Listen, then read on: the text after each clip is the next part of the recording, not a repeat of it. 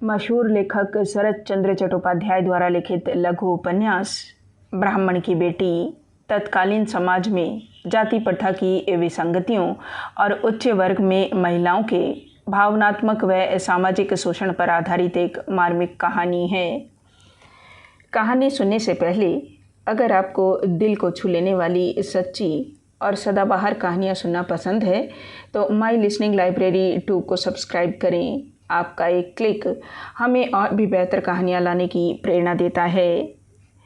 यह कृति तत्कालीन सामाजिक परिवेश के स्याह सच को उजागर करती है। यदि आप इस उपन्यास को पूरा सुनना चाहते हैं तो अंत तक हमारे साथ बने रहिए। आइए सुनते हैं शरत चंद्र चट्टोपाध्याय द्वारा लिखित उपन्यास ब्राह्मण की बेटी का भाग 3।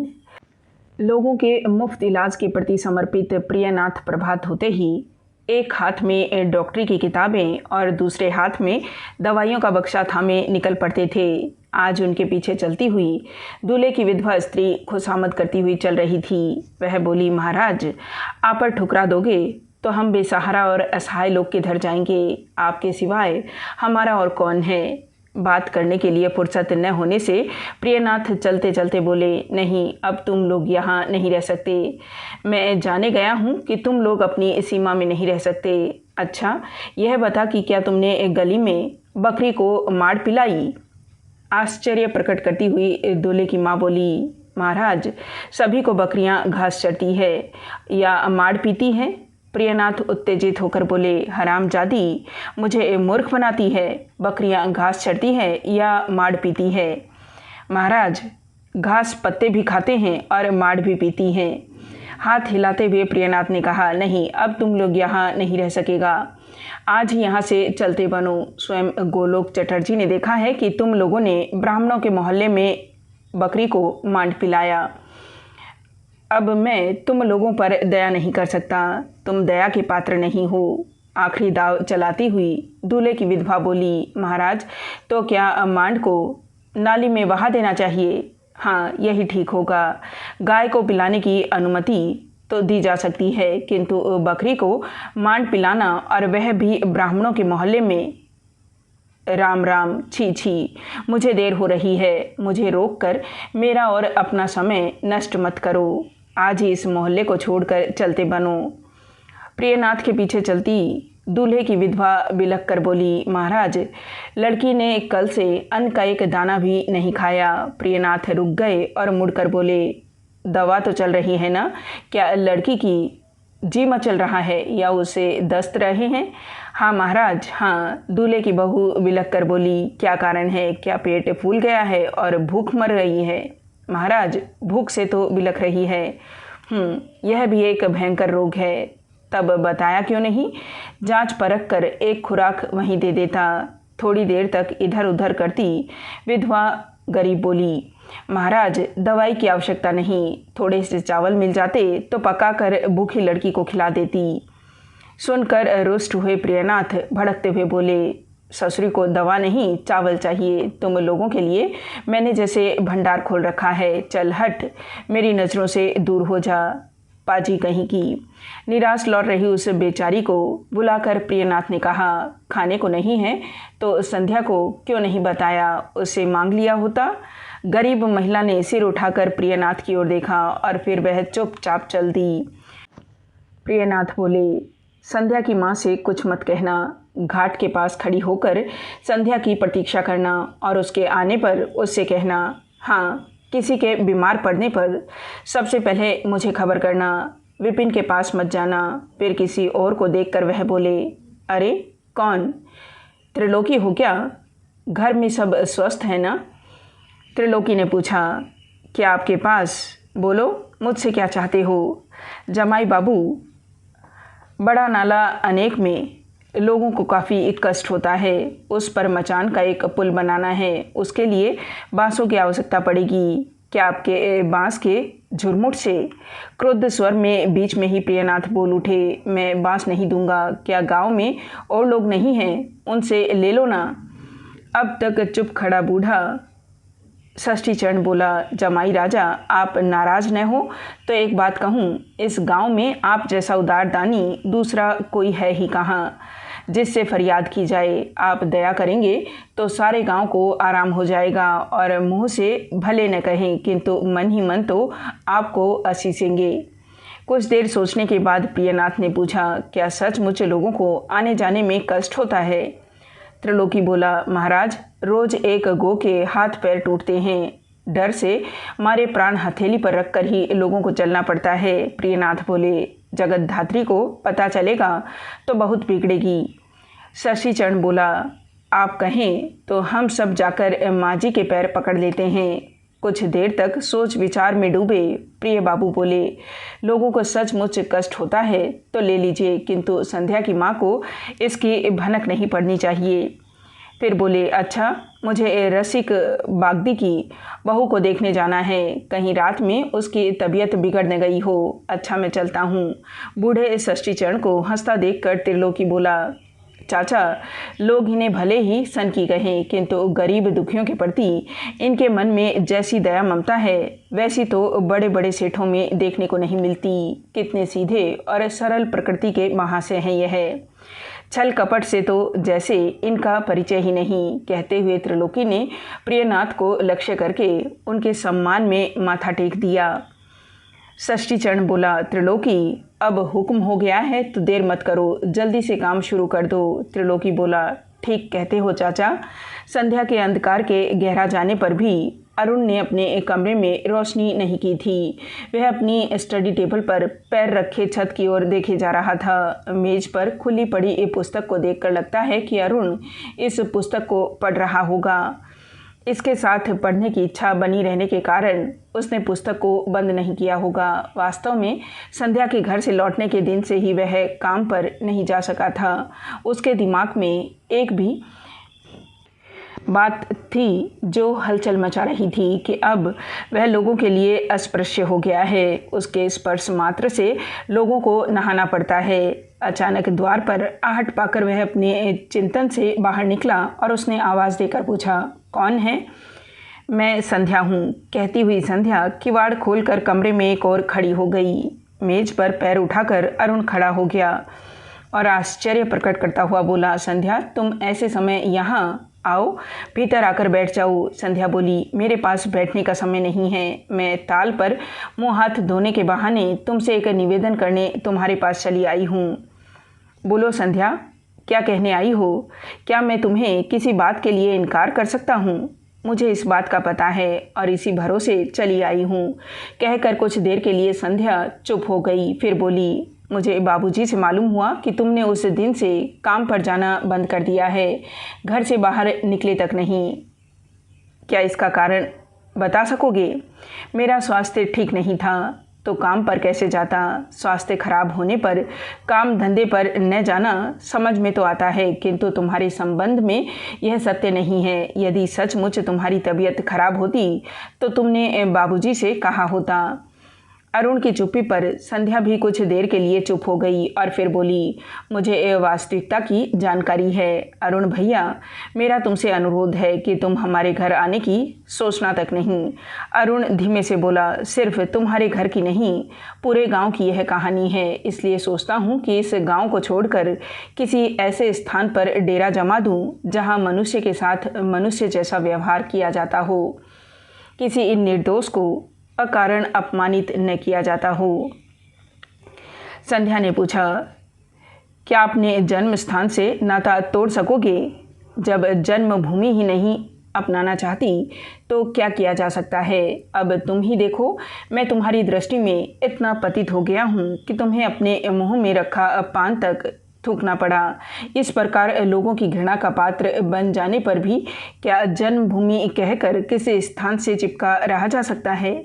संध्या उत्तर न दे पाने के कारण सिर झुकाकर चुप खड़ी रही। अरुण ने कहा, आचार की पवित्रता के नाम पर यह संस्कार तुम लोगों को उत्तराधिकार में मिले हैं। एक दिन इन धर्म गुरुओं को यह सोचना पड़ेगा कि उनकी इस आचार व्यवस्था से समाज के दीनहीन लोगों के दिलों पर क्या बीतती है, उन्हें कितना अधिक परेशान होना पड़ता है। कुछ देर तक संध्या सोचती रही, फिर बोली, समाज के इस व्यवहार के लिए क्या तुम स्वयं भी कुछ कम उत्तरदायी नहीं हो? क्या मालूम तुम्हारे कथन में कितनी सत्य है। अच्छा संध्या, इसका कोई प्रायश्चित तो होगा, क्या इस बारे में तुम मुझे कुछ बता सकती हो? प्रायश्चित तो है, किंतु एक दिन तुम्हें यह सब करने में अपना अपमान लगा था और इससे तुम इसके लिए सहमत नहीं हुए थे। यदि आज तुम्हारा विचार बदल भी गया हो तो भी तुम्हें इस गांव में रहने की सलाह दूंगी। अरुण बोला, किंतु कहीं भी चले जाने पर तुम्हारी घृणा को भुलाकर सुख चैन से रह पाना मेरे लिए संभव नहीं होगा। संध्या बोली, अपने प्रति मेरे दृष्टिकोण की तुम चिंता ही क्यों करते हो संध्या?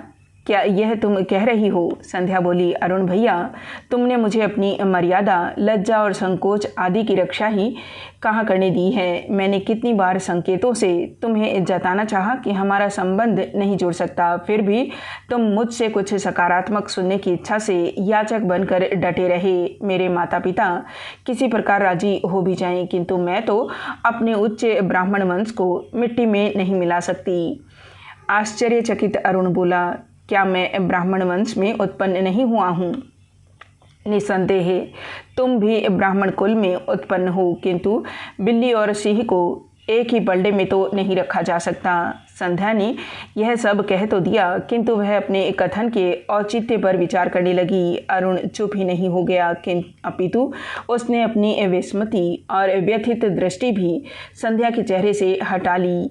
संध्या ने बलपूर्वक हंसने की चेष्टा करते हुए कहा, अरुण भैया, मैं भली प्रकार से जानती हूँ कि मैंने तुम्हारा इतना अधिक अपमान किया है कि वर्षों तक चाहकर भी तुम इसे भुला नहीं सकोगे। मैं तो यहाँ तक कह सकती हूँ कि इतना कठोर कभी किसी ने किसी के प्रति किया ही नहीं होगा।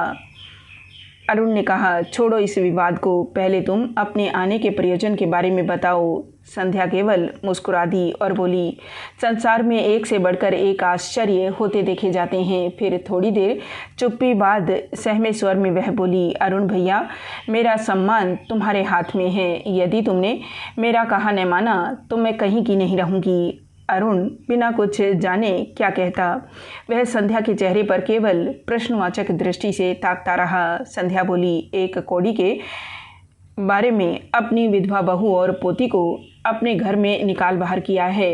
मेरे बाबू उन दोनों को ले आए थे और मैंने उन्हें अपने पिछवाड़े आश्रय दिया था।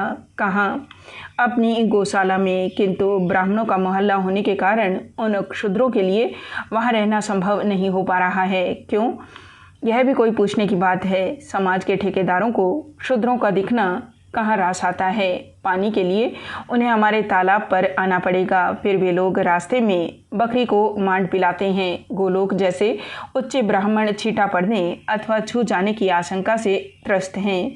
उन लोगों के विरोध को देखकर माँ ने उन्हें अपने घर से निकाल देने का विचार बनाया है। अरुण भैया, तुम उन निराश्रित एवं अभाव पीड़ितों को सिर छिपाने के लिए अपना थोड़ा सा स्थान दे दोगे? अरुण बोला, मंजूर है, किंतु उन्हें कहाँ स्थान दिलाना चाहती हो यह मैं क्या बताऊं। मैं तो केवल इतना जानती हूँ कि तुम्हारे सिवाय मेरा अपना कहलाने वाला दूसरा कोई नहीं। थोड़ा सोच कर अरुण बोला, मेरा उड़िया माली अपने घर गया है, क्या उसकी कोठरी में इनका गुजर बसर हो सकेगा? बिना कुछ उत्तर दिए संध्या ने सिर झुकाकर क्यों नहीं का संकेत दिया। अरुण बोला, तो ठीक, उन्हें भेज देना, कोठरी खोल दूंगा, माली के आने पर देख लिया जाएगा। संध्या चुप रहकर अपने को संभालने का प्रयास करने लगी, फिर धीरे से बोली, इस समय मेरे मुंह में पान नहीं, हाथ मुंह भी धोकर आई हूँ, क्या तुम्हें प्रणाम करके तुम्हारी चरण रज ले सकती हूँ? कहती हुई संध्या घुटने टेक कर अरुण को प्रणाम करने लगी और उसके पैरों की धूली को सिर पर रखा। इसके बाद बाहर निकली संध्या देखते ही देखते अदृश्य हो गई। अरुण ने संध्या को वापस बुलाने अथवा उससे कुछ पूछने की कोई चेष्टा नहीं की। उसे अदृश्य होने तक वह टकटकी लगाकर उसे देखता रहा। एक दिन तालाब से नहाकर घर लौटती जगतदात्री की राह में अचानक रासमणि से भेंट हो गई। रासमणि का चेहरा इस प्रकार उदास और बुझा हुआ था मानो वह अभी अभी कहीं से पिट कर आई हो। समीप आकर आंसू बहाती हुई रासमणि रुधे कंठ से बोली, जगतदात्री रानी, बड़ी भाग्यशाली हो और तुम्हारी लड़की भी लगता है कि पिछले जन्म में बहुत पुण्य कर्म किए हैं। कुछ समझ पाती और लड़की के उल्लेख से परेशान हुई जगतदात्री बोली, मौसी, कुछ साफ साफ बता, तो कहना क्या चाहती है? तुम्हारी यह पहेली जैसी बातें मेरी समझ से बाहर है। रासमणी बोली, जो भाग्य तेरी लड़की लेकर आई है उस पर तो सबका ईर्ष्यालु होना स्वाभाविक है। अब तू इन्हीं भीगे कपड़ों और बालों से भगवान को प्रणाम करके एक कृतज्ञता का प्रदर्शन कर। गणेश, दुर्गा आदि कुल देवियों का पूजन कर। हाँ, मेरा ईमान देना न भूल जाना, मैं तो सने की गोट लूँगी। यह बात ध्यान में रख ले। हैरान परेशान जगतदात्री बोली, बेसिर पैर की हाँके जाओगी या कुछ साफ साफ बताओगी भी? हंसती हुई रासमणी बोली, साफ सुनना चाहती हो तो सुन। तुम माँ बेटी के पिछले जन्म के पुण्यों का ही यह फल है। कहाँ तो लड़का मिलने की चिंता से दिन रात घुल रही थी, कहाँ पूरे गांव पर शासन करेगी। सुनकर जगतदात्री आंखें फाड़कर रासमणी को देखने लगी। रासमणी अपनी रो में कहती गई, मुझे तो पहले विश्वास नहीं हुआ था, सपना जैसा लगता था, किंतु बधाई हो, यह सत्य है। जगतदात्री ने कठोर स्वर में कहा, मौसी, तुम्हारी बकबक सुनते सुनते मैं परेशान हो गई हूँ। सीधे तौर पर साफ साफ क्यों नहीं कहती? जगतदात्री के हाथ को अपने हाथ में लेकर धीरे से उसके कान में रासमणी ने कहा, जगतदात्री, इस बात को अभी तक रखना, हवा न लगने देना। विघ्न बाधा डालने वाले अपना रंग दिखाने पर उतारू हो जाते हैं। चटर्जी भैया को केवल मुझ पर भरोसा है, इसलिए आज सुबह उन्होंने मुझे बुलाकर कहा कि संध्या की माँ को सूचित कर दे कि उसे लड़की के बारे में चिंता करने की कोई आवश्यकता नहीं। उसका हाथ थामने के लिए मैं तैयार हूँ। अब वह अपनी टांग पर टांग रखकर चैन की नींद सोए। मैंने सोच विचार कर यह निर्णय लिया है। इससे एक तो ब्राह्मण के वंश धर्म की रक्षा हो जाएगी और दूसरे गांव की लड़की गांव में ही रह जाएगी। रासमणी की बात पूरी होने से पहले ही जगतदात्री पछाड़ खाकर धरती पर गिर पड़ी। रासमणी ने पूछा, क्या हुआ जगतदात्री? अपने को संभाल कर जगतदात्री बोली, मौसी, लगता है कि तूने धूप में बाल सफ़ेद किया है, नहीं तो गोलोक मामे के मजाक को इतनी गंभीरता से न लेती। क्या 4 जनों द्वारा उठाए जाने वाला बूढ़ा दूल्हा बनेगा? रासमणी बिना झेपे अपनी कहती रही, बेटी, मर्द की भी कभी आयु देखी जाती है। स्वास्थ्य अच्छा हो तो 70 की आयु का मर्द 70 वर्ष की छोकरी से वाह रचाता है। बेटी, मुझे भी पहले यह मजाक लगता था, किंतु गोलोक ने कभी हल्की बात करता है और न ही झूठ बोलता है। उन्होंने पूरी गंभीरता से यह सब कहा है। मैं तो आशीर्वाद देती हूँ कि यह संबंध स्थिर हो जाए। इसे अपना सौभाग्य समझो बेटी। जाओ, घर आनंद मनाओ। जड़ बनी जगतदात्री चुपचाप खड़ी रही। उसके पैरों के नीचे से मानो धरती खिसक गई थी। रासमणी ने जगतदात्री के चेहरे को देखे बिना कहना जारी रखा। वह बोली, इसी अहगहन के महीने में विवाह हो जाना चाहिए, इसके बाद अच्छा लगन नहीं लगता है। गोलोक भैया की इच्छा है। लड़की भी तो अप्सराओं में बढ़ चढ़कर है, बड़े बड़े ऋषि मुनियों का मन भी डुला सकती है। और फिर मुखर्जी भैया तो एक साधारण मनुष्य ही हैं।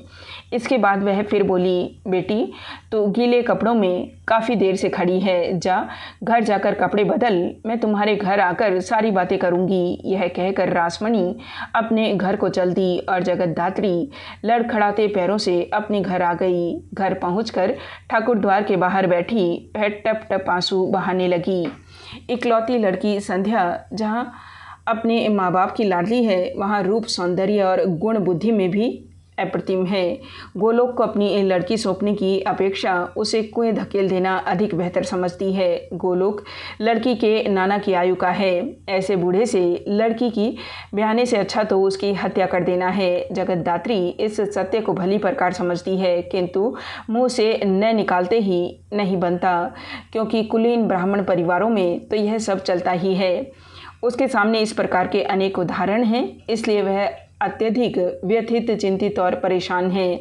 लगातार रो रही है। उसे डर है कि कहीं ऐसी स्थिति न आ जाए कि इस नर पिशाच से पीछा छुड़ाना ही कठिन हो जाए। एक पत्र को पढ़ती हुई भीतर प्रविष्ट होती संध्या ने आवाज़ दी, माँ, कहाँ हो तुम? तुरंत ही आंसू पोंछकर सामान्य बनने की चेष्टा करती हुई जगतदात्री बोली, हाँ, कहो बिटिया, क्या बात है?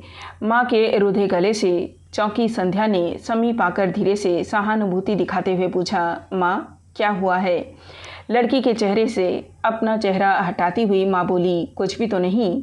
माँ के और अधिक समीप आकर अपने आंचल से उसके आंसू पोंछती हुई संध्या ने पूछा, क्या बाबूजी ने कुछ उल्टा सीधा कह दिया है? जगतदात्री ने कहा, नहीं तो। माँ के कथन पर विश्वास न करती संध्या माँ के समीप बैठ गई और दार्शनिक शैली में बोली, माँ सबको सदैव मनचाहा नहीं मिलता, इसमें दुख मनाने वाली कोई बात नहीं। एक बात और, जब सब लोग बाबूजी को सन की कहते हैं तो तुम भी उन्हें ऐसा समझदार उनके सुने को अनसुना क्यों नहीं कर देती हो? जगतदात्री बोली, लोगों का क्या आता जाता है, वे जिसे जो समझना कहना चाहें स्वतंत्र हैं, किंतु मैं ऐसा समझ भी लूँ तो क्या मुझे उनकी जली कटी सुनने से मुक्ति मिल जाएगी? संध्या आज तक यह समझ नहीं पाई थी कि किसकी जली कटी को सुनकर सुनने वाले के मन पर क्या बीतती है, उसे कैसी गहरी वेदना झेलनी पड़ती है। आज भी उसकी स्थिति वही थी।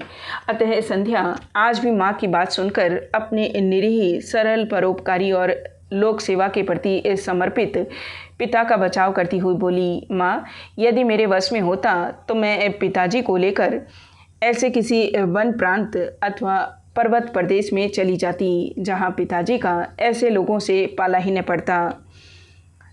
लड़की की ठोड़ी को चूमकर जगतदात्री हंसती हुई बोली, पिता के लिए तेरी यह चिंता और भावना सचमुच प्रशंसनीय है, किंतु मेरे लिए तो उससे आधा स्नेह भी नहीं, मानो मैं तुम्हारी सौतेली माँ हूँ। अच्छा तो माँ, क्या तुम समझती हो कि मैं तुम्हें प्यार नहीं करती, किंतु पिता के लिए तो तू अपने प्राण न्योछावर करने को तैयार रहती है। मेरे ऐसा भाग्य कहाँ। अब इसी एक बात को देख ले, तुझे भली प्रकार से मालूम है कि तुम्हारे बाबू की दवाई से किसी रोग की कोई लाभ नहीं होता, फिर भी बाबू की दवा के सिवाय और किसी की दवा को लेने को तैयार नहीं, यहाँ तक कि अपने स्वास्थ्य के उत्तरोत्तर बिगड़ने रहने पर भी कोई चिंता नहीं जताती। माँ से प्यार से गले मिलते हुए अपने दोनों हाथ डालकर हंसती हुई संध्या बोली, माँ यह तो सत्य है, मैं किसी भी दूसरे डॉक्टर को बाबू के समकक्ष मान ही नहीं सकती। मानती हो न कि तुम अपने पिता में असीम भक्ति रखती हो। संध्या बोली, माँ रहने दो, पिताजी के उपचार से मुझे काफ़ी लाभ हुआ है, अब मैं पहले से काफ़ी ठीक हूँ। इसके बाद विषय बदलने की गरज से संध्या बोली, माँ दूल्हे की बहू चली गई, यह अच्छा ही हुआ कि इस आफत से छुटकारा मिला। क्यों, ठीक है ना माँ? आश्चर्य प्रकट करती हुई माँ ने पूछा, कभी गई? ठीक से मालूम नहीं, शायद सवेरा होते ही चली गई है। संध्या के भोलेपन का अभिनय माँ को छल न सका। उसने पूछा, तुझे तो यह मालूम ही होगा कि वह कहाँ गई है। संध्या ने उदासीनता और बेपरवाही से कहा, शायद अरुण भैया ने उसे अपनी एक कोठी के पीछे बाग में जगह दे दी है। वहाँ उड़िया माली की एक कोठरी खाली पड़ी थी, वही उसे दे दी गई है। माँ ने पूछा, अरुण के पास तूने उसे भेजा होगा। संध्या मन ही मन इस उलझन से मुक्त होने का उपाय सोचने लगी। असत्य का आश्रय लेती हुई वह बोली, अरुण भैया के पास मैं किसी को क्यों भेजने लगी, इस बारे में मुझे कुछ भी मालूम नहीं। इसके बाद इस विषय की चर्चा से माँ का ध्यान हटाने की नीयत से संध्या ने अपने हाथ में थामा पत्र माँ के सामने रख दिया और बोली, असल बात जो तुम्हें बतानी थी वह तो बताई नहीं। मेरी सन्यासिनी दादी की यह पत्र आया है, वह कभी झूठ नहीं बोलती, इससे लगता है कि वह यहाँ साथ रहने के लिए आ रही हैं। जगतदात्री ने पूछा, सासू माँ का पत्र है क्या? कब आ रही है? वही यही सासू माँ काशी छोड़कर एक दिन के लिए इधर आने को कभी सहमत नहीं हुई थी। जगतदात्री ने इकलौती बेटी संध्या के विवाह में सम्मिलित होने के लिए बहुत अनुनय विनय की थी। सास कन्यादान का पुण्य लेने को तो सहमत नहीं हुई थी, किंतु उसने विवाह में सम्मिलित होने का अनुरोध मान लिया था। अपने विवाह के उल्लेख से शर्माती हुई संध्या बोली, माँ अपने पत्र के उत्तर को स्वयं पढ़ लो ना। इसी के साथ पत्र माँ के हाथ में देकर संध्या बोली, माँ अभी तुम ने गीली धोती ही पहन रखी है, मैं अभी तुम्हारे सूखे वस्त्र लाई। कहती हुई संध्या तेजी से चली गई। पत्र को माथे से लगाकर जगतदात्री अपने से बोली, माँ बहुत दिनों के बाद तुम्हारा चित्त द्रवित हुआ है, कहती हुई धीरे से ठाकुर द्वारे की ओर चलती। इसी बीच प्रियनाथ ऊंचे स्वर में चिल्लाते हुए घर में प्रविष्ट हुए। वह बोले जा रहे थे, 2 दिन देखने नहीं जा पाया तो हाइको प्राइड्रिया ने जकड़ लिया। जगतदात्री को अपने पति से प्राय बातचीत होती ही नहीं थी, किंतु आज अचानक 12 बजे उनके घर आ जाने और बड़बड़ाने पर उनसे पूछ ही लिया, किसे क्या हो गया है। प्रियनाथ बोले, अरुण को हाइको पार्डिया हो गया है। मेरी जांच परख में मीन मेख निकालना किसी के बाप के भी बस के नहीं है। विपिन तो इस रागवाचक शब्द के अर्थ तक को नहीं जानता होगा। अरुण का नाम इस चर्चा से न जुड़ा होता तो जगतदात्री इस बातचीत में रुचि न दिखाती, किंतु अब स्थिति भिन्न थी। उसने उत्सुक होकर पूछा, क्या हुआ अरुण को? प्रियनाथ ने कहा, अभी तो सब बताया है, किंतु इस शब्द के अर्थ को जब ठीक से अरुण ही नहीं समझ सका तो तुम लोग क्या समझोगे। विपिन थोड़ी बहुत प्रैक्टिस तो करता है, फिर भी इस रोग के बारे में वह कुछ नहीं जानता। सब लोग अपना माल असबाब बांध रहे थे। जमीन जायदाद बेचकर इस स्थान को छोड़कर किसी दूसरे स्थान पर जाने की तैयारी चल रही थी। हारान कुंडू को सूचना दे दी गई थी कि संयोगवश मैं वहाँ पहुँच गया। अब क्या करूं? जहां एक दिन जाना नहीं हो पाता वहीं की स्थिति बिगड़ जाती है। मैं अकेला आदमी ठहरा जाऊं भी तो कहां कहां जाऊं। अरे संध्या बेटी, जरा मेडिका मेटेरिया पुस्तक तो ला दे ताकि अरुण के लिए दवाई का चुनाव कर लूं। पिता की आवाज़ को सुनकर एक मोटी सी पुस्तक को हाथ में लिए संध्या बोली, आई पिताजी। जगतदात्री व्याकुल होकर अपने पति से बोली, ठीक से बताओ अरुण को क्या हुआ है। चौंक कर प्रिय बाबू बोले, बताया तो है, वह मनोरोग से ग्रस्त हो गया है। अपना सारा सामान हारान कुंड कोड़ियों के दाम बेचकर आज ही यहाँ से कूच करना चाहता है। यह सब मेरे होते कैसे संभव है। 200 पावर की एक बूंद सुनकर संध्या का चेहरा बुझ गया। जगतदात्री व्याकुल कंठ से बोली, सारी संपत्ति बेचकर गांव को छोड़ने की बात करना तो पागलपन का लक्षण है। हाथ के संकेत से प्रियनाथ ने कहा, इसे पूरे तौर पर पूरा पागलपन नहीं कहा जा सकता। पागलपन को इंसेनिटी कहते हैं और उसकी औषधि अलग है। हाँ, विपिन के लिए इस अंतर को समझना अवश्य सहज नहीं। लड़की की ओर देखने के बाद पति को घूरती हुई जगतदात्री दृढ़ स्वर में बोली, मुझे तुम्हारी बेकार की बातों को सुनने में कोई रुचि नहीं। सीधे सीधे यह बताओ कि क्या अरुण ने गांव छोड़ने का मन बना लिया है। ऐसा था और इस दिशा में तैयारी चल रही थी, किंतु क्या हारान कुंडू से सारी संपत्ति खरीदने की बातचीत कर ली गई है। हाँ, उस पाजी के तो 12 हो रहे हैं, किंतु मैं, अच्छा, क्या इस तथ्य की जानकारी गांव के अन्य लोगों को भी है। मेरे सिवाय किसी भी अन्य व्यक्ति को कुछ मालूम नहीं। क्या तुम मेरा एक काम करने की कृपा करोगे? अरुण को केवल यह कहना कि तुझे चाची ने इसी समय घर पर बुलाया है। संध्या चुपचाप खड़ी सब सुन रही थी। उसने एक भी शब्द मुंह में से नहीं निकाला था।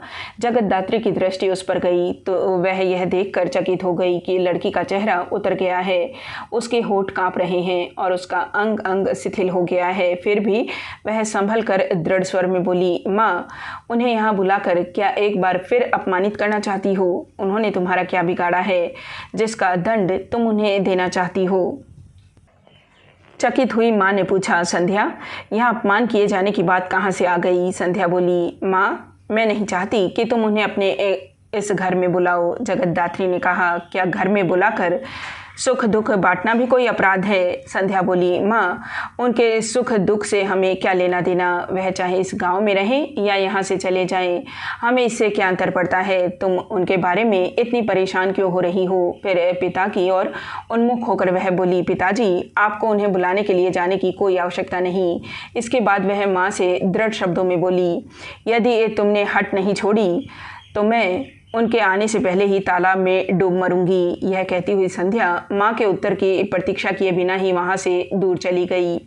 चिंतित विस्मित होने से जड़ बनी जगतदात्री वहीं खड़ी रही। प्रियनाथ उच्च स्वर में बोले, बेटी, पुस्तक दे जाती तो औषधि ढूंढ लेता। संध्या ने लौटकर पुस्तक ला दी और प्रियनाथ पुस्तक में से दवा ढूंढने में व्यस्त हो गए। कुछ देर की चुप्पी के बाद जगतदात्री अपने पति से बोली, क्या तुमने इन लड़की को कुंवारी रखने की ठान ली है? ऐसी बात क्यों कहती हो? उसका विवाह होगा और अवश्य होगा। आखिर कब होगा? जब बूढ़ी हो जाएगी तब। प्रियनाथ करके रह गए। एक दिन रसिकपुर क्यों नहीं चले जाते? विशिष्ट दवा पर अंगुली रखकर प्रियनाथ ने पूछा, क्या वहाँ किसी को कोई कष्ट है? क्या किसी ने संदेश देकर बुलाया है? ठंडी सांस छोड़कर बोली, जयराम मुखर्जी के नाती के साथ बात चल रही थी ना, जाकर एक बार लड़के को देख तो आओ। प्रियनाथ बोले, जाना चाहूँ तो कब जाऊँ? एक समय भी यहाँ मेरे न रहने पर लोग कितने अधिक परेशान हो जाते हैं। अरुण का हाल तो तुम्हें मालूम है। चटर्जी का आदमी भी उसकी साली की जांच के लिए बुला गया है। जगतदात्री ने आश्चर्य से पूछा, ज्ञानदा को क्या हो गया है? प्रियनाथ बोले, खान पान की बदपरहेजी से अपच हो गया लगता है। इससे उसका जी मचलाता है। अरुण के पास से लौटता हुआ ज्ञानदा को देखता आऊँगा। जगतदात्री बोली, चटर्जी के यहाँ डॉक्टरों की कोई कमी नहीं है। तुम अपने कर्तव्य कर्म को महत्व दो। रसिकपुर जाकर एक बार लड़के को देखाओ, फिर जो मन में आए वह करते रहो। पत्नी की विहलता से द्रवित प्रियनाथ थोड़ा होश में आए और धीमे से बोले, देखना क्या है? सुना है लड़का एकदम आवारा है। जगतदात्री आंसू टपकाते हुए बोली, नशा करता है तो क्या आवारागर्दी करता है तो क्या उससे विवाह करते? लड़की सुहागिन तो बन जाएगी। जब मेरे माँ बाप ने तुम जैसे आदमी के हाथ सौंपने में क्या आपत्ति की थी? कहती हुई वह अपने आंचल से आंसू पोंछकर बाहर को चल दी। प्रियनाथ कुछ देर तक जड़ बने बैठे रहे, फिर सांस छोड़कर अपने से बोले, दो रोगियों की चिकित्सा करनी है। इस तनाव की स्थिति में कहीं औषधि का चुनाव करना संभव है, कहकर उन्होंने पुस्तक को बगल में दबाया और बाहर की राह ली।